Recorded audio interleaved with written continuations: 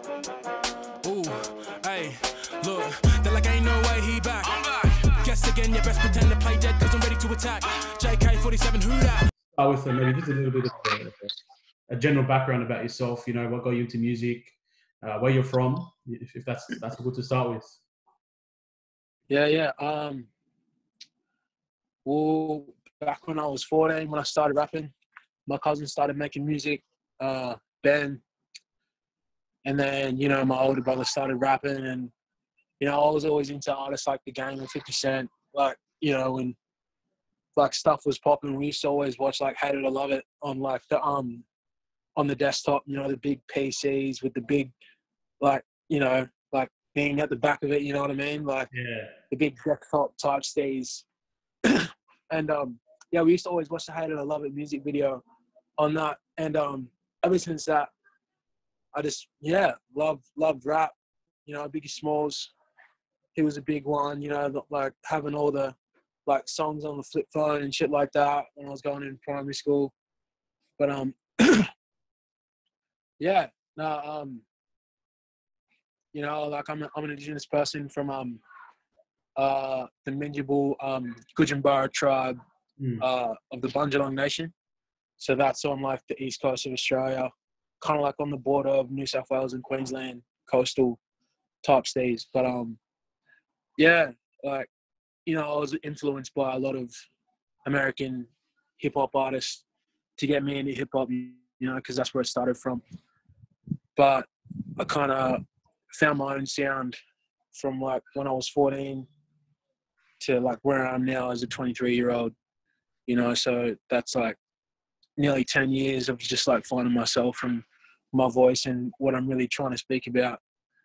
But yeah, no, I'm just trying to be like that voice to help people, you know, like, open their eyes, like, you know, spiritually, physically and shit like that.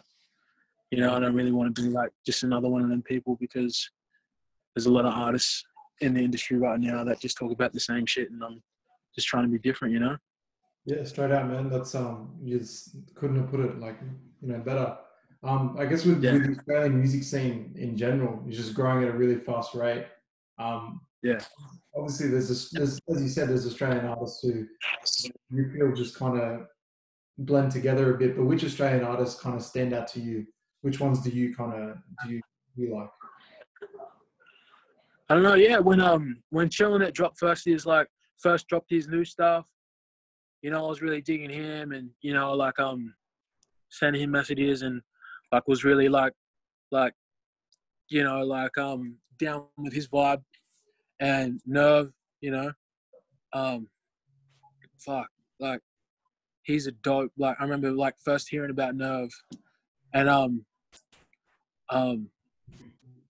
that rap, I can't remember what the name of it was, but he's like, I kick a million rhythms a day, like, just like on that, like, bars type stage, boom bap type shit, you know. And I was really feeling him, and yeah, like, me being an artist myself, it's not that I don't feel anyone else. It's just that, like, I'm working on my stuff, you know. So you can't really, like, you know, like, if you're trying to be your own artist, you can't really watch other people for too long, because then you won't even mean it, but you'll try and you'll find yourself talking like them. You know, you spend a certain amount of time around certain people, and you'll find yourself talking like them and having the same kind of beliefs, and, like, believing in the same stuff that they believe, you know? Like, so kind of got to keep to myself and, like, figure out what I'm really trying to talk about and what I'm trying to say. So I can't really, like, be influenced by a lot of other people, you know? Except like when you're talking about OG stuff, you know? Because the OG stuff is kind of what gives you, like, motivation. I mean, I got a son and I got a wife now, so they're motivation for me, you know, a lot of the time. Yeah. So, you know, when I rap, I can't really talk about, you know, not giving a fuck and, like money and bitches and stuff like that, because that shit just doesn't matter, you know? Like, I can't rap like that. So yeah, I got to draw my motivation from them, and I do. Yeah. But it's on another level compared to everyone else. You know, money motivates a lot of people in the industry, and like I kind of don't want to let that change me and like mess with my stuff that I got going for me right now. You know, like because even if I had the money, you know, it wouldn't mean nothing if I didn't have the stuff I have right now, which is like family, friends, and stuff like that. So I don't want to let that like separate me from that. You know, you're coming up to yours and ours, you know, in January, which, you know, myself and another guy from the WAEVZ team is actually going to be there. So, you know, we'll be there in the front row with you, bro. It's going to be sick. Yeah. Sweet, brother. Dope. Say, you know, how do you feel about like, you know, like, how do you feel about that coming up with like, you know, obviously COVID has had its effect, but, you know, it's going to be a big event. Yeah. Like, I'm keen, you know. You know, it's always good when you get to play and stuff. Hopefully more shows come up next year. I'm actually planning a tour next year, you know.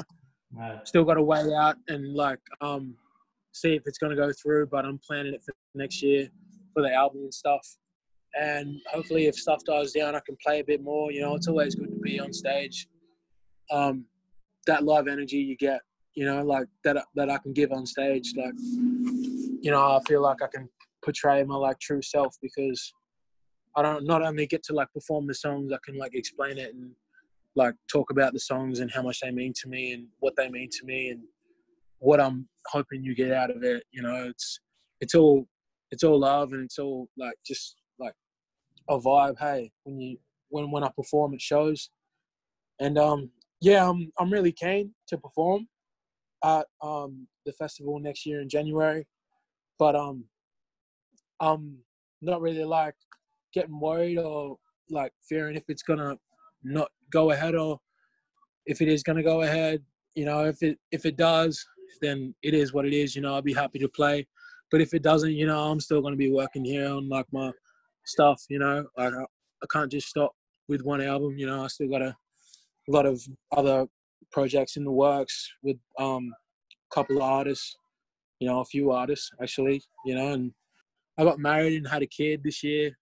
So, you know, COVID 2020 didn't faze me much, you know. Like, still got to be like on the job, and you know, I'm catching my blessings like as they come. As we know, there's you have an album on the way. I was just wondering, you know, can you tell us a bit about it, like the, you know, the direction you're going in and stuff like that? You know, I kind of want to let the music speak for itself. I can't really call it how it is because like what it is, it's just a mix up of tracks. You know, I know how the industry works and how I have to have those like bangers in there. So that's why I made Recipe and a lot of a couple of other tracks that are on the album. Mostly all I'm trying to do is like relate to people, you know, like hopefully people can listen to this album and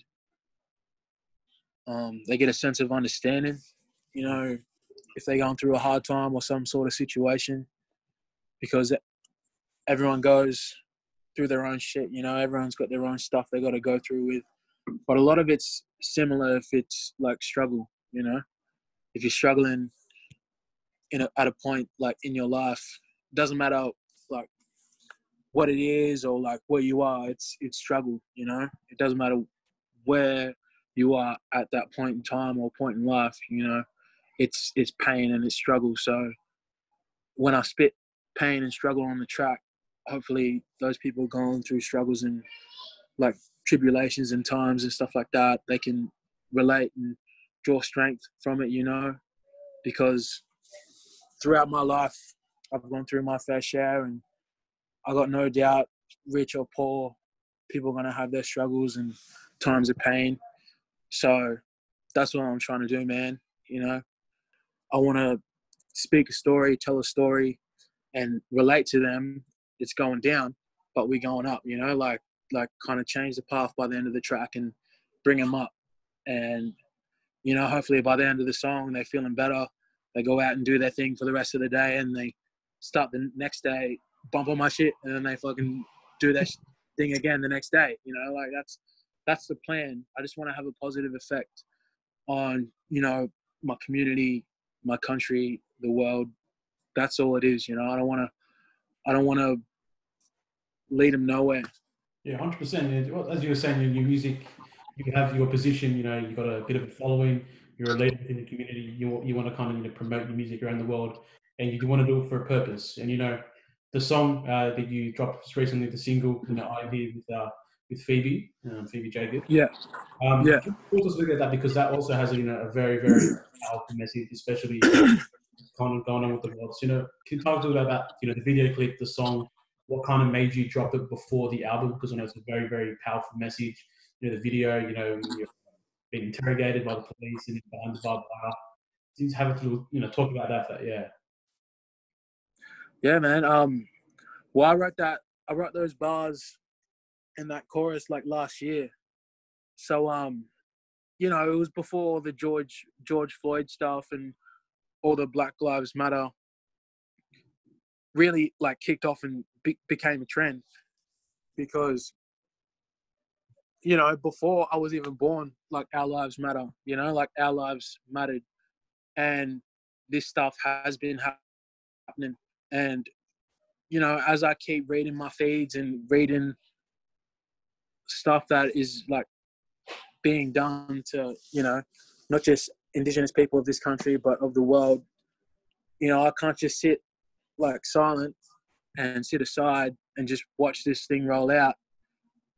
Especially, you know, with you saying that, like, you know, my following and people actually look to me and want to hear what I have to say. So I was like, look, this is what I have to say, you know, and got together and made that song with Phoebe and Hazy. I think the visuals made it a lot stronger, but the track actually dropped before the visuals came out. So, you know, everyone was like feeling the track. Obviously not everyone, because it's only got like 30,000 streams. But I think the people that know what's really real, when they listen to that track, they know what I'm talking about, and they know that I'm standing for something bigger than me. But there's some people that hear that track and they go, no, we don't want to hear that, because most of the time in life, you don't want to confront the problems that you have in your life. You want to do something else to make you forget. You know, that's why we're drinking. That's why we're doing drugs. That's why we this, that, because we don't want to think about that other stuff that's actually going on in our life, you know? Like, why can't we just change this stuff, you know? It's because too many people don't want to see it, you know, and they don't want to hear about it. And I guess that's what it is. Like, they don't want to, like, look into it more and learn about what's really going on, because they're happy and they're fine in their cozy little home and it's not really affecting them. But it is affecting hundreds and hundreds of other people, like countless people losing their lives, like at the hand of injustices done by the people that were put here to protect us, you know? So it's just not right. It don't sit with me. I had to write a track, and to me, the track wasn't out. I was going to say, and in terms of like your actual, like your music yourself, the production on a lot of your stuff is amazing, like genuinely, especially on the recipe. And we know Jay Orient produced that track, but does he do everything for you, or how do you kind of pick how do you go about picking like what's the perfect instrumental or beat or whatever? Jay Orient, he's like on half of my beats on my album. You know, he produced half that stuff because, one, he's a real close friend, so I can get in the studio and vibe with him, and he knows what I'm talking about. And two, he's a crazy producer. He's got like multiple vibes. You know, any vibe you're trying to get, like, you know, hard, real, deep, all that. You know, Hazy that produced "I'm Here," he's a skits producer. Nerve that produced some tracks on my album, he's a skits producer. I kind of believe, you know, like, I'm on a path, and if people hit me up or like a beat comes into my, like, you know, like eyesights, and like if a beat comes to me from someone, you kind of get that feeling like, yo, I feel like writing when I hear this stuff, you know? And sometimes I get a beat and it's like, you know, too hard or too, you know, gangster. And it's just like, nah, I don't really want to write about that because it's just too like hard, you know.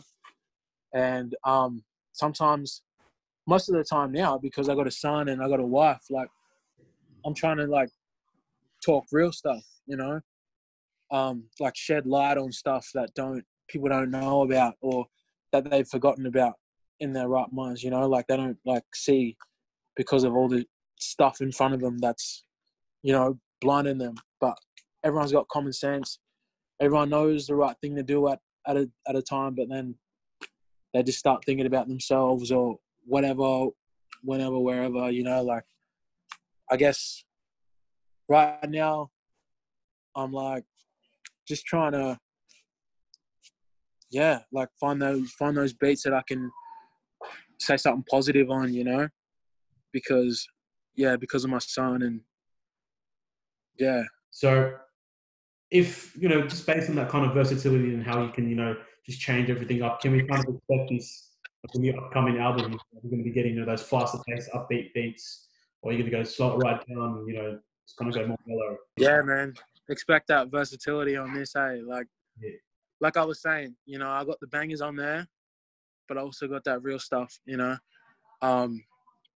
because I kind of know that the industry wants that hard stuff, so I'm gonna give it to them, but only so they put me on a stand and put me on a platform where I can speak the rest of my album, which is real shit, you know. Yeah. I know how to work this game. I don't know how to work it, you know. I don't know everything, but I got the gist of what they're trying to do, you know. They want that hard stuff. I'm gonna give them that hard stuff, so they can be like, look, here's JK-47, and people want to look into JK-47, so they listen to my album and they hear that hard stuff. But what's the rest of the album? The rest of the album is like real stuff. You know what I mean? Yeah, 100%. And we can, as you said, you have that small circle that you feel obviously really close to, and there's, you know, as you mentioned, there's Nerve, who you have both, you know, working like musicians relationship with, but then, you know, you guys have a friendship like close formed off. Yeah. Can you speak about that kind of like friendship and how you guys came together in music? Back when he like started rapping and started spitting to the boom bap beats, I thought he was crazy, you know, like hectic lyricist. Started sharing his stuff on Facebook and that, you know. And then he ran this competition with Body Bag Media, and the prize was you can come and record a track and then record a film clip with Body Bag Media. And so, I don't know if you've seen this, but like the Body Bag Media entry, have you ever seen that? It's on my YouTube, and I won that competition. So that's mad. Yeah. So I won that competition, and I got to like make a track with Nerve and get it filmed on Body Bag and stuff. But it didn't end up happening like for a while, like for ages. But so much clout and so much like, you know, like light got shed on me because I won the competition and everyone was sharing my entry, you know. That's where I got in with Nerve and got to know him real well. And probably like a year after that Body Bag Media competition and Nerve competition, I got together with him and we shot a one take for Vinco. We shot a one take with Noah Network for Vinco. And from there, man, we just been making tracks, you know, like Nerve's a real G. You know, he's always seen something in my brothers and me and always supported us, you know, got us up Brizzy, you know, sleeping in the studio, making tracks. Last year was a big year for us, like big year for Nerve. And like with Sunday Roast, he made that a big year for me too. You know, I was performing at Falls and listening out with him. And I performed at Tony Ayo and Lloyd Banks concert with him, you know, so that was crazy. Met them after the show and that was dope, bro. And yeah, man, like he's just a real genuine dude that just like loves music, man, you know? And I consider him like, you know, a real friend. You know, we always get together and like talk about real stuff in the industry, and he tells me how he's going and I tell him how I'm going, and he really supported me with this album that I got coming out. I actually recorded it at the No One Studios, which is in Brisbane, and Nerve mastered and mixed like the whole album for me. So, yeah, he's a real good dude, and yeah, got some tracks with him that are unreleased. So hopefully we get to share them with you. You know. One thing that you've learned, starting, rapping at 14, as you said, to where you are now, 23, you got a family now, you got a wife, you got a kid. So, what's one major thing that you've learned along the way as yourself, as an artist? Well, it's crazy, man, because, you're just growing, like, as an artist. The day you stop, like, growing and learning, if you're not going to expand your mind and, like, rearrange your thinking, like, that's it, like what I was thinking and learning when I was 14, like, is completely different to what I think and like how I take in like words and what other people say to me now. The perspective has changed like completely. I think having a kid and having a wife is one of those things that put stuff in perspective for me. Like right now, I'm realizing the importance of community and, like my family and the people around me, when you're just fixed on getting ahead and getting money and like fame and stuff like that and being the one that's famous on TV and on social media and stuff like that, it's different. See, that's what I wanted to be like 2 years ago even, but that's not what I'm thinking about now. It's completely not in my like head. And if it is, that's what I'm battling with. I want the money and I want the like recognition and like the props and that, but like at what cost? Am I gonna have to leave everyone behind and like forget everything that I like that my elders and the older people and my mother try to like kind of go with like, what my mum always taught me, like I got to try to walk in love and like not like conform to the world and like how they think, because the world's like pretty much like going down the drain, bro. Like, everyone's just like on their own thing. So it's hard trying to listen and trying to learn like in days like these because yeah.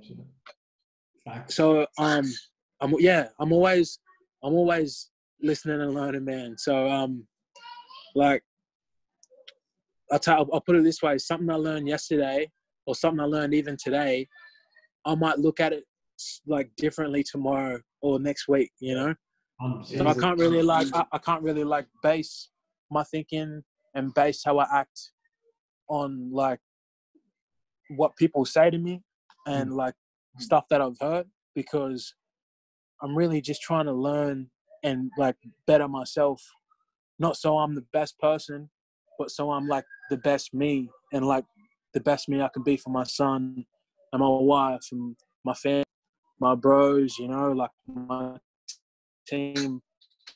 Like there's so many people that I can't just gonna benefit me, I don't know, I got real complex there, but that was a real complex question. We've taken up enough of your time. We do appreciate, meeting with you. You're one of the great Aussie acts at the moment. We think, we absolutely love your music. Yeah. Looking forward to our Friday for the big drop. Thanks, bro. I know your manager sent us through your album already. Had to listen to it. It's cracker, it's man. gonna It's pop so off. good. Yeah. It's gonna pop off. Yeah. It's good. Yeah, brother. Cheers, lads. Hey, thanks for having me, bro.